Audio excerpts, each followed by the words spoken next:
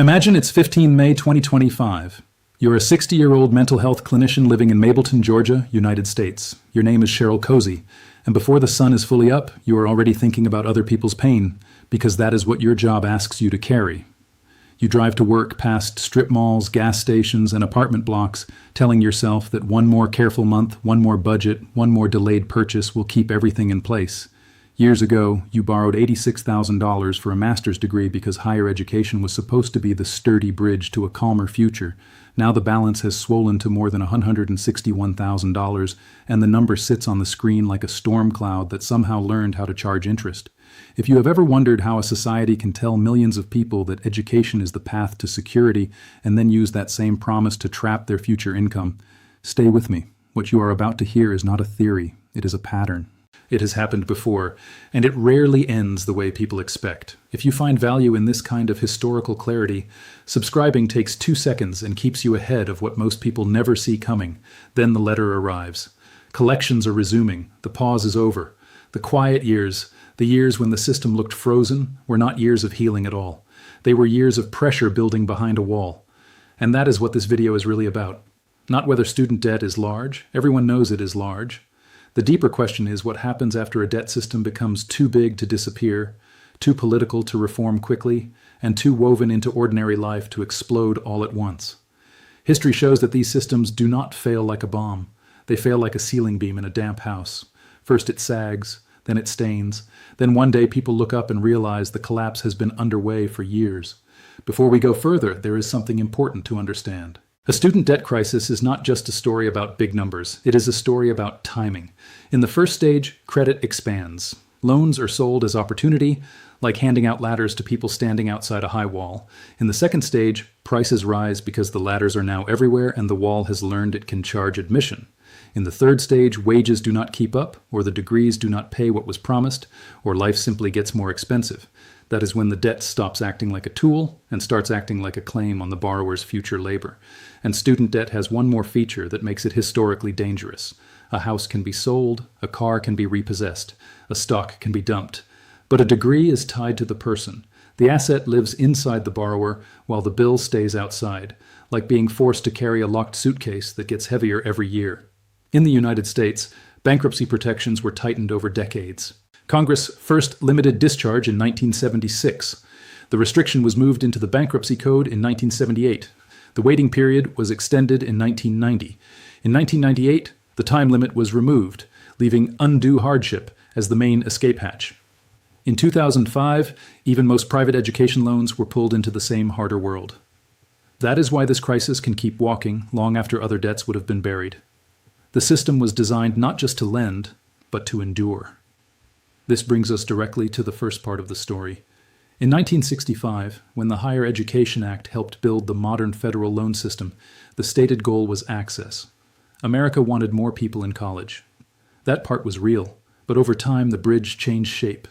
Brookings found that in 2000, American families financed about 38% of net college costs through borrowing, roughly $3,600. By the early 2010s, that share had climbed to nearly 50%. Roughly $5,500. Notice what that means. The crisis was not only that tuition rose, it was that debt became the default language of paying for college. The bloodstream of higher education was no longer public funding, family savings, and grants. It was increasingly credit. Look at what happened during and after the Great Recession. Families lost income. Home equity fell.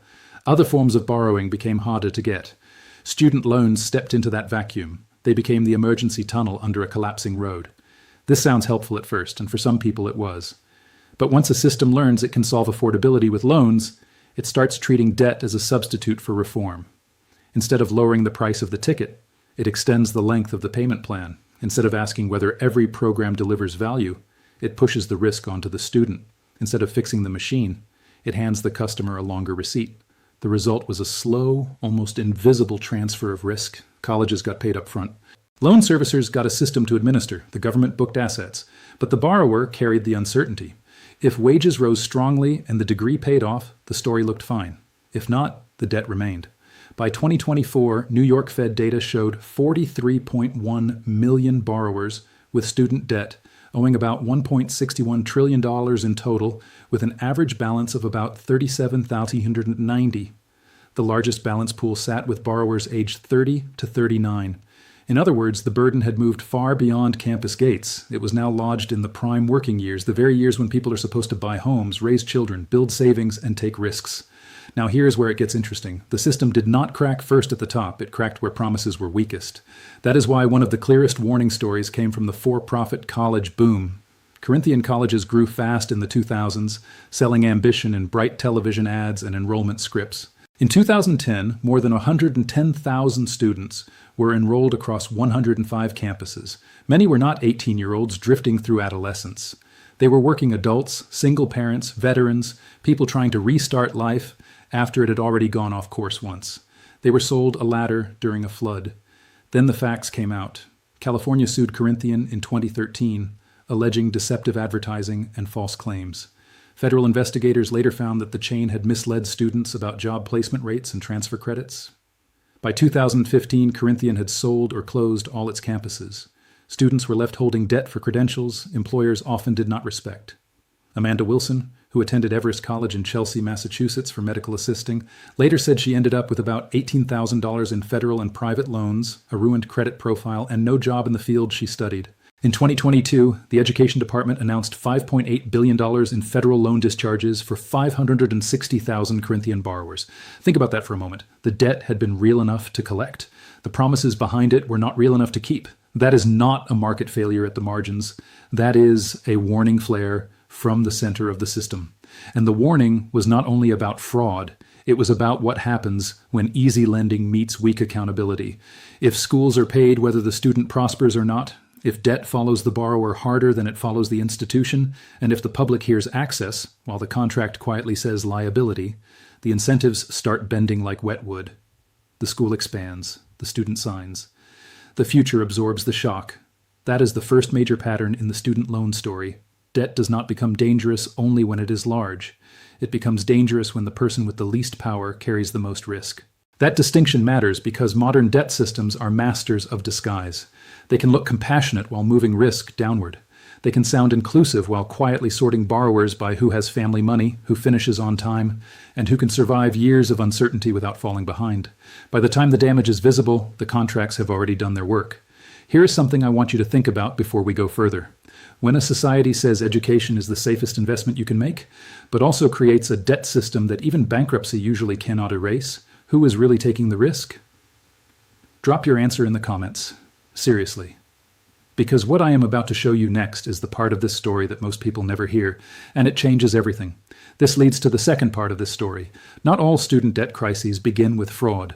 Some begin with a more respectable word, reform. In England, the coalition government raised the tuition fee cap for new students to $9,000 a year in 2012 and cut most direct public teaching funding. On paper, it looked clean. Universities would keep operating, students would not pay up front, repayments would be tied to income. It sounded like shifting the bill from the state to the beneficiary. It sounded modern, efficient, fair. But history has a habit of turning elegant spreadsheets into human biographies. The 2012 English reforms increased university funding by about 25% per student, according to the Institute for Fiscal Studies. Universities on average received around $28,000 per student per degree. Yet the same reform path helped push some of the poorest students toward debt loads above $57,000. Interest accrued while they studied. In one IFS estimate, a student who borrowed $45,000 could already owe $50,800 on graduation because about $5,800 in interest had piled up before adult life had even properly begun. Debt was no longer a bill waiting at the end of college. It was a vine growing while the house was still being built, and this is where history gets uncomfortable. The rhetoric around the English system often suggested that high balances did not matter because repayments were income-based and remaining balances could be written off after decades. That is partly true, but it misses the political heart of the matter. Once a system depends on giant balances and long repayment tails, government is tempted to keep changing the terms, and that is exactly what happened. Maintenance grants were replaced by loans for new students from 2016. The repayment threshold was frozen. According to IFS, expected repayments from the lowest earning third of graduates increased by about 30% after later changes, more than wiping out the original gain they had received from the 2012 reforms. That is the second major pattern. Student debt systems often begin by promising protection through flexibility. Then, once enough people are inside, the terms tighten. The staircase moves while people are already on it. Borrowers are told not to worry about the total, only the monthly payment. But when thresholds are frozen, interest rates rise, or repayment windows stretch, the total begins to matter again because it shapes decades of working life. 3/4 of English graduates under the post-2012 system were expected never to repay in full. Many would carry the debt into their 50s. Imagine what that means psychologically. It is not a traditional loan in the way a mortgage is a mortgage. It is closer to a long fog hanging over the calendar. Ordinary people felt this in ways national accounts could not show. They felt it when choosing lower-paid work they actually cared about. They felt it when looking at a payslip and seeing a deduction that was supposed to be temporary but had started to feel like weather. They felt it when they heard politicians describe the system as progressive while the poorest students were graduating with the highest balances. This is the point where debt stops being merely financial and becomes cultural. It enters the language of adulthood itself. You do not just owe money, you plan your life around the rhythm of owing. And England matters because it shows something the American debate often misses. A crisis does not need missed payments and collection letters on day one. It can also look polite. It can wear a suit. It can call itself sustainable. But when a financing model depends on very high balances, low full repayment, and constant policy adjustment, it is not stable. It is a pressure cooker with excellent branding. Now let's leave the English lecture hall and go to Santiago, Chile, where the same mechanism appeared in a more dramatic form. Chile's market-oriented education model expanded private provision and relied heavily on loans to help families enter higher education. In 2005, the Crédito Conaval del Estado, known as CAE, widened access to tuition credit, and access did matter. World Bank research on Chile found that students barely eligible for loan programs were 18 percentage points more likely to enroll in college than those just below the cutoff.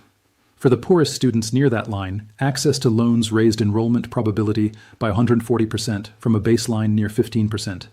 That is real mobility, real aspiration, real demand, but credit can widen the gate and still build a trap behind it. By 2011, Chile had been rocked for months by student protests. In Santiago, tens of thousands marched down Alameda Avenue demanding deep changes to the education system. They were not just asking for more cash. They were attacking the logic of a system that treated education as a private purchase, financed by private strain. Student leaders like Camilo Vallejo argued that the discontent came from broken promises. NPR reported that Chile's government offered a $4 billion education fund and proposed cutting student loan interest rates from 5.6% to 2%. Yet the protests continued. Why? Because when people believe the structure itself is unjust, cheaper debt does not feel like justice. It feels like repainting the walls of a burning house. And the human side was impossible to ignore. NPR quoted a hardware store owner in Santiago, Oscar Fineo, saying he was paying off 2 student loans for daughters in medical school and law school and that the interest rates were sky high. That detail matters. It shows how student debt does not stay with the student alone. It reaches parents, households, siblings, even local businesses. It turns one person's education into a family balance sheet event. The family dinner table becomes a branch office of the credit system. By 2014, the anger had become so symbolic that the artist Francisco Tapia, known as Papas Fritas, said he burned debt documents tied to the scandal-plagued Universidad del Mar, claiming the papers represented as much as $500 million. Lawyers argued that destroying the files did not automatically erase the legal debts, but the act captured the mood of the era. People no longer saw these debts as honorable contracts between equal parties. They saw them as monuments to a bargain that had gone rotten. What makes Chile so important is that it shows both sides of the student loan argument at once. The loans were not imaginary progress. For many low-income students, access to credit really did open doors that had been shut. But the same policy also taught families to internalize a public problem. Instead of asking why a society needed so much borrowing to buy an education, people were pushed toward asking how much debt their own household could endure. That is how debt systems change political culture. They take a collective question and turn it into a private burden, one kitchen table at a time. And once that happens, the emotional temperature changes. A tuition bill is painful. A family debt chain is humiliating. One feels like a price. The other feels like a verdict. That is why student debt protests can become so morally charged. People are not only arguing about economics, they are arguing about whether the future itself has been fenced off and rented back to them. Chile gives us the third major pattern. Student loans often enter public life as engines of inclusion, and in the short run, they can be. But if the state uses credit to paper over deeper problems like underfunded public education, weak oversight, high interest, or aggressive private expansion, access can curdle into resentment. The same mechanism, different country, different decade. First the gate opens, Then the bill arrives. Then the social contract starts to look like a sales pitch. Most people will never know what you now know. Most people will keep trusting systems they do not understand. If you are still here, you are not most people. Hit subscribe, because the next section is the part this channel was made for. The part they never put in textbooks. Now observe what all of these cases have in common. The United States, England, Chile, even the Corinthian scandal inside the United States. Different laws, different currencies, different politics, same mechanism. Credit was used to solve an access problem without fully solving a price problem, a value problem, or an accountability problem. Loans made the system look functional in the short term. They kept students enrolling. They kept institutions funded. They let governments postpone the fight over who should actually bear the cost. Now look at all three together. In America, the debt was made unusually sticky through decades of bankruptcy restrictions. In England, high balances were normalized through income-linked repayment and later policy tightening. In Chile, credit expanded access, but helped fuel a mass backlash when people concluded they were being asked to finance inequality with their own futures. These are not separate stories, they are variations on one score. The melody is simple. When debt becomes the main bridge into a basic social good, the bridge starts collecting tolls long after the ribbon-cutting ceremony ends. At this point, the pattern becomes impossible to ignore. The crisis is slow because the system has shock absorbers. Deferments, forbearance, repayment plan changes, write-offs decades later. Court fights, temporary pauses. These tools can reduce pain for a time, sometimes they are necessary, but they can also hide the true scale of distress, the way thick curtains can make a cracked wall look like decoration. During the pandemic, federal student loan payments were paused and delinquent federal loans largely stopped appearing on credit reports. Many people took that silence for stability. It was not stability, it was suspended recognition. When reporting resumed, the buried strain resurfaced fast. In the first quarter of 2025, New York Fed data showed 7.74% of aggregate student debt reported as 90 or more days delinquent, up from less than 1% in late 2024. The flow into serious delinquency jumped sharply. More than 2.2 million newly delinquent borrowers saw credit scores drop by more than 100 points, and more than 1 million saw drops of at least 150 points. That is the next stage, not a dramatic national panic, a rolling downgrade of household futures. Credit cards get pricier, car loans get harder, apartment applications get riskier. A debt crisis that began with college starts rewriting the cost of ordinary adulthood.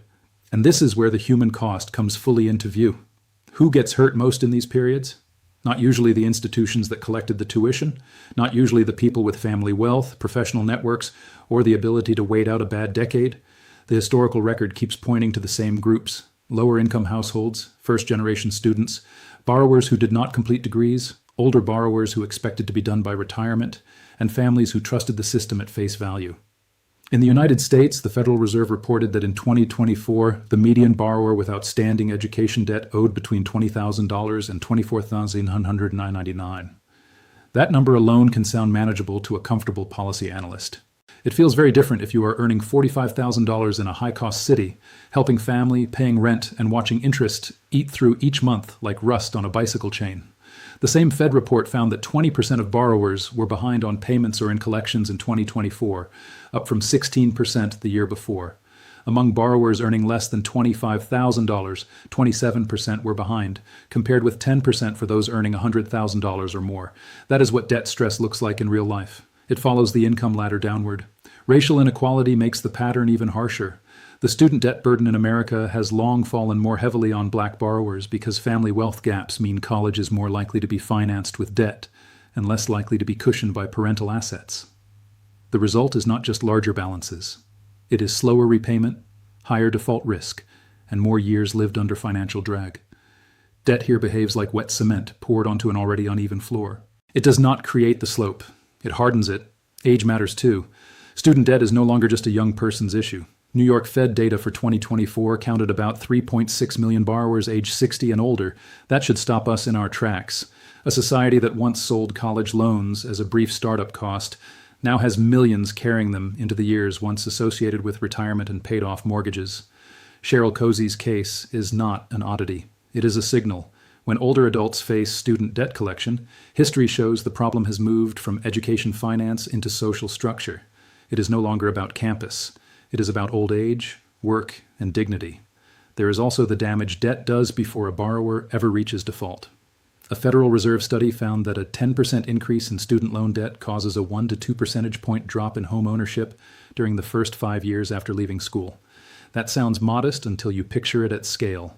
Millions of people delaying a first home means delayed furniture purchases, delayed moves, delayed childcare choices, delayed neighborhood routes. A debt problem that begins in the bursar's office spreads outward like ink in water. It stains housing markets, family formation, and local business demand. Pew found that about 1 in 4 American adults under 40 has student loan debt. Among young college graduates with loans, financial stress is visibly higher than among graduates without them. A quarter of college graduates ages 25 to 39 with loans say they are either finding it difficult to get by or just getting by, compared with 9% of similar graduates without loans. Only 29% of young graduates with outstanding student debt say they are living comfortably, compared with 53% of those without it. In other words, the degree may still raise earnings on average, but the debt can still press down on lived security. A rising elevator can still have a low ceiling. And the pain is not evenly distributed across the life of the loan. The earliest years after school are often when earnings are still fragile, savings are thin, and every credit score change matters. That is why the post-pause return of delinquency in 2025 was so revealing. The system did not merely restart payments, it restarted consequences. The New York Fed noted that roughly 6 million borrowers were either past due or in default as delinquency reporting returned. For borrowers who had once held relatively decent credit, the punishment was brutal. About 2 million newly delinquent borrowers who had scores between 620 and 719 saw average credit score declines of around 140 points. Those who had scores above 720 saw even bigger average drops, about 177 points. A student debt crisis can therefore hit people twice, first as a monthly bill, then as a damaged reputation in the credit system. Now think about what that means in practical terms. A higher deposit on an apartment, a rejected refinance, a more expensive car note, a job application quietly shadowed by financial stress. This is why I said the next stage is recognition. Debt systems stay politically manageable for years as long as the pain remains private and scattered. But once the pain starts appearing in public signals like defaults, garnishments, and credit scores, the crisis moves from a hidden fever to a visible rash. And then there are the defrauded. Corinthian borrowers were eventually promised major relief, but only after years of uncertainty, damaged credit, and lost time. Amanda Wilson described being unable to buy a house or car without a cosigner because of debt tied to a useless credential. That is the cruelest arithmetic in the whole system. The people told education would expand their choices ended up with fewer choices than before. Who walks away relatively fine? Usually the people with buffers, families who can help, graduates from institutions with strong labor market value, borrowers with small balances and high earnings, people who understand the rules early enough to avoid the worst traps. In every historical case, the system is hardest on those who believed the promise most literally. The people who assumed that following the script would guarantee the ending. The question is not whether this pattern will repeat. History has already answered that. The only question is whether you will see it before it sees you. If this channel helps you think differently about the world you live in, subscribe. It costs nothing, and it might change everything. What then did the survivors do differently? Not the lucky few who simply had rich parents, not the fraudsters who profited from the system. I mean the ordinary people who came through debt-heavy periods with more room to breathe. The historical record shows that those who came through this period largely shared 3 characteristics. First, they understood that debt is not only a math problem, it is a power relationship. They paid close attention to who could change the terms, who carried the downside, and which promises depended on future political decisions. Second, they protected flexibility. In plain English, they avoided building a life so expensive that one policy change or one missed paycheck could tip the whole structure. History shows that people who survived debt-heavy eras often kept lower fixed costs, delayed certain status purchases, or chose less prestigious but cheaper paths when the trade-off made sense. That is not glamorous, but neither is drowning slowly in a polished system. Third, they treated information as an asset. They read the fine print. They compared institutions. They understood completion rates, labor market outcomes, and repayment rules. In Chile, the anger exploded partly because too many families realized too late that access to credit was not the same as access to security. In the United States, millions of borrowers have spent years navigating servicer errors, changing repayment plans, lawsuit-driven uncertainty, and shifting forgiveness rules. In England, borrowers learned that a system sold as stable could be adjusted after they had already entered it. The survivors were rarely prophets. They were pattern readers. And there is one more uncomfortable truth. The people who came through these periods most intact were often the ones willing to reject the emotional pressure surrounding debt. They were willing to ask basic, almost rude questions. What will this degree likely pay? What happens if I do not finish? Who bears the loss if the promise fails? That kind of thinking can feel cold at 18 or 25. But history is filled with graves dug by warm assumptions. None of this is financial advice. It is something older and in some ways harder. It is a lesson in how institutions behave when they are allowed to transfer risk downward while keeping moral language upward. They call it opportunity on the way in. They call it personal responsibility on the way out. So let's return to Cheryl Cozy in Georgia, a woman who borrowed for a master's degree, worked in mental health, and still watched $86,000 become more than $161,000. Her story feels modern because it is happening now, but it is also historical. It belongs to a long line of debt regimes that promised advancement and delivered extraction once the easy phase was over. The student loan crisis is just beginning in one very specific sense. The borrowing phase is not the whole story. The next stage is recognition. Recognition in credit reports. Recognition in garnished wages. Recognition in delayed home ownership, postponed families, older borrowers carrying younger debts, and political systems finally forced to admit that a balance sheet is not the same thing as a social contract. History does not say this must end in one exact way, but it does say that once a debt system starts feeding on the life cycle of ordinary people, the issue is no longer educational. It is civilizational. The old promise was simple. Borrow now, rise later. The new reality is harder. Borrow now, hope later, negotiate later, maybe repay forever. And once enough people feel that shift in their bones, trust begins to drain out of institutions the way air leaks from a tire. Quietly at first, then all at once. This is historical and educational analysis. It is not financial advice. Every individual situation is different. Please consult a qualified professional before making any financial decision. This video is not for everyone. Most people will dismiss it. But if one person in your life needs to hear this, share it with them. Not because it will change the world, because it might change their world. Subscribe for more, and I will see you in the next one.